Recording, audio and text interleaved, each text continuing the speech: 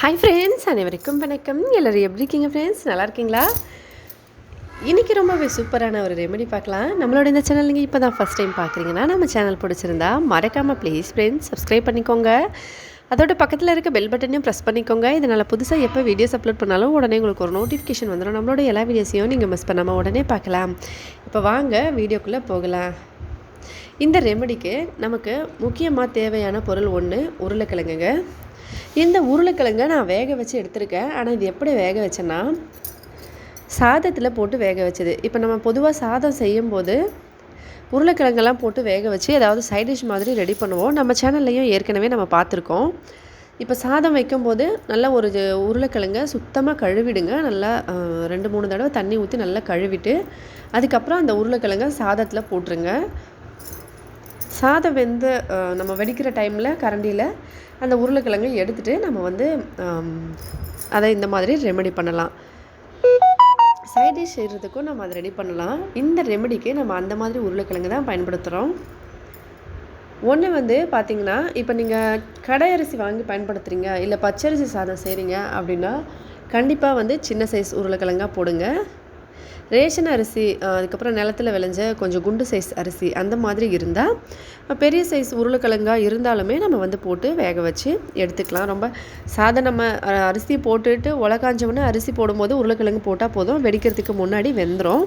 Ration அரிசியில் போட்டு வெடிக்கும்போது இந்த மாதிரி கொஞ்சம் மெல்லிசான அரிசி சாதம்லாம் செய்யும்போது கொஞ்சம் சின்ன சைஸ் உருளைக்கிழங்காவே போட்டுக்கோங்க. இல்லைனா கட் பண்ணி போட்டுருங்க. ஒரு உருளைக்கிழங்கு 2-4 அந்த மாதிரி கட் பண்ணிவிட்டு போட்டுருங்க. நம்ம அடிக்கடி கரண்டி போட்டு எப்போவுமே சாதம் வச்சா தொலைவிட்டே இருக்க மாட்டோம். எப்போயாச்சும் ஒரு தடவை தான் செக் பண்ணுவோம், 2 தடவை செக் பண்ணுவோம். அந்த மாதிரி செக் பண்ணுறதுக்கு முன்னாடி நம்ம அந்த கரண்டியை வச்சு எடுத்துடலாம். முதல்ல கொஞ்சம் பால் எடுத்துக்கலாம். பச்சை பாலாக இருக்கட்டும், காய்ச்சாத பால். இது நீங்கள் கடையில் வாங்கின பாலாக இருந்தாலும் சரி, இல்லை மாட்டுப்பால் உங்கள் பக்கத்தில் எங்கேயாவது கிடைக்குது அப்படின்னாலும் வாங்கி யூஸ் பண்ணாலும் பரவாயில்ல, எதுவாக இருந்தாலும் யூஸ் பண்ணிக்கலாம். பச்சையாக இருக்கணுங்க. அதாவது காய்ச்சறதுக்கு முன்னாடி சாதத்தில் போட்டு வேக வச்ச உருளைக்கிழங்கு 1. இதை நான் தோல் உரிச்சிட்டு சின்ன சைஸில் கட் பண்ணி வச்சுருக்கேன். கலரு அப்படின்றது நம்ம குடும்பத்தில் எல்லாருக்கும் வர ஒரு ஜீன். அது எந்த கலராக இருந்தாலும் நம்ம வீட்டில் எப்படி இருந்தாலும் நமக்கு ரொம்பவே பிடிக்கும். ஒரு சில காரணத்தினால கண்டிப்பாக கலர் சேஞ்ச் பண்ணணும் அப்படின்னு நினைப்பாங்க. அவங்களுக்காக மட்டும்தான் இந்த ரெமெடி. மற்றபடி கலர்லாம் ஒரு விஷயமே கிடையாது. ஒரு சிலருக்கு ஏதாவது ஒரு காரணம் இருக்கலாம். நான் கலர் கொஞ்சம் சேஞ்ச் பண்ணால் நல்லாயிருக்கும், கொஞ்சம் பிரைட்டானால் நல்லாயிருக்கும், அந்த மாதிரி நினச்சிட்டு ஒரு சிலர் ட்ரை பண்ணுவாங்க. நிறைய பார்லர் போகிறது, இந்த மாதிரி விஷயங்கள், க்ரீம்ஸ் அந்த மாதிரி அப்ளை பண்ணி பார்ப்பாங்க. நம்ம அந்த மாதிரியெல்லாம் இல்லாமல் இந்த மாதிரி நேச்சுரலாக வச்சு நம்ம எந்த கெமிக்கல்ஸும் இல்லாமல் ட்ரை பண்ணுறது உடம்புக்கும் நம்ம ஸ்கின்னுக்கும் ரொம்ப நல்லது. அதனால் நீங்கள் கண்டிப்பாக இந்த மாதிரி ட்ரை பண்ணலாம். இப்போ உருளைக்கிழங்கு 1 தோலை உரிச்சிட்டு சின்னதாக கட் பண்ணி இதில் சேர்த்தாச்சு. ப்ளஸ் பால் கொஞ்சம் சேர்த்துருக்கோம். அதோட கூடவே ரோஸ் வாட்டர், வீட்டிலையே ரெடி பண்ண ரோஸ் வாட்டராக இருந்தால் ரொம்ப நல்லாயிருக்கும். அப்படி இல்லைன்னா நீங்கள் கடையில் வாங்கி யூஸ் பண்ணுறீங்கன்னா அந்த ரோஸ் வாட்டரை சேர்த்துக்கோங்க. ரோஸ் வாட்டர் 1 ஸ்பூன் அளவுக்கு சேர்த்துருக்கோம். பால் ஒரு 2 ஸ்பூன், உருளைக்கிழங்கு 1.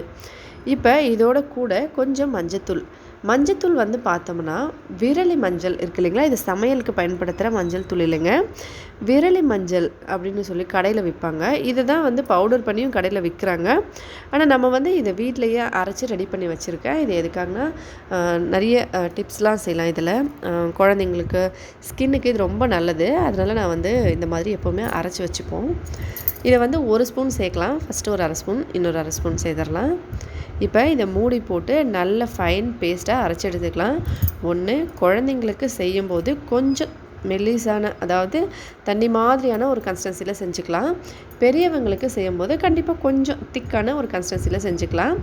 ஏன்னா அப்போ தான் குழந்தைங்க சும்மா கொஞ்சம் உடம்புல ஒட்டினாலும் ஒரு மாதிரியாக இருக்கும், அவங்க கொஞ்சம் கஷ்டமாக இருக்கும். அதனால் நம்ம மெல்லிசான லேயராக பண்ணிக்கலாம்.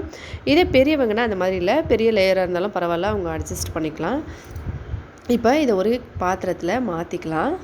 இதை மாற்றிட்டு குளிக்கிறதுக்கு ஒரு 1/2 மணி நேரம் முன்னாடி, இப்போ பெரியவங்கன்னா நம்ம அப்படியே உடம்பு ஃபுல்லாக அப்ளை பண்ணிவிட்டு ஒரு 1/2 மணி நேரம் கழித்து நம்ம குளிச்சிக்கலாம்.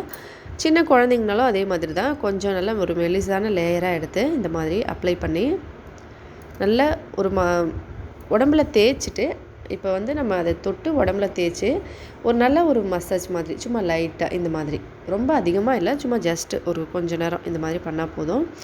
உடம்பு முழுக்கவே நம்ம அந்த மாதிரி அப்ளை பண்ணி விட்டுறலாம். அதுக்கப்புறம் குளிக்கும்போது, இப்போ நம்ம குளிக்க போகும்போது தண்ணி போட்டு சும்மா லைட்டாக அப்படியே கையில் தேய்ச்சி ஒரேடியாக தண்ணியை மொத்தமாக ஊற்றிட்டு அப்படியே குளிக்காமல் முதல்ல தண்ணியை கொஞ்சமாக இப்போ நம்ம கையில் அப்ளை பண்ணியிருக்கோம் இல்லைங்களா, இது மேலே வந்து நல்லா காஞ்ச அப்புறமா கொஞ்சம் தண்ணியை தெளித்து விட்ட மாதிரி உடம்பு ஃபுல்லாக தெளிச்சுட்டு கையில் அப்படியே சும்மா ஒரு லைட்டாக ஒரு மசாஜ் மாதிரி கொடுத்துட்டு அதுக்கப்புறம் நீங்கள் குளிச்சிக்கலாம். இது குளித்து அப்புறம் சோப்பு போட தேவையில்லை. சப்போஸ் உங்களுக்கு சோப்பு வேணும் அப்படின்னா நீங்கள் பயன்படுத்திக்கலாம், எந்த ப்ராப்ளமும் இல்லை. இந்த மாதிரி நல்லா ஒரு மெலிசான லேயராக இருக்கட்டும். ரொம்ப திக்காக இருந்தாலும் நல்லா இருக்காது. அதனால் கொஞ்சம் உடம்புல பிடிக்கிற மாதிரி கெட்டியாக அந்த மாதிரியெல்லாம் இருக்கும்.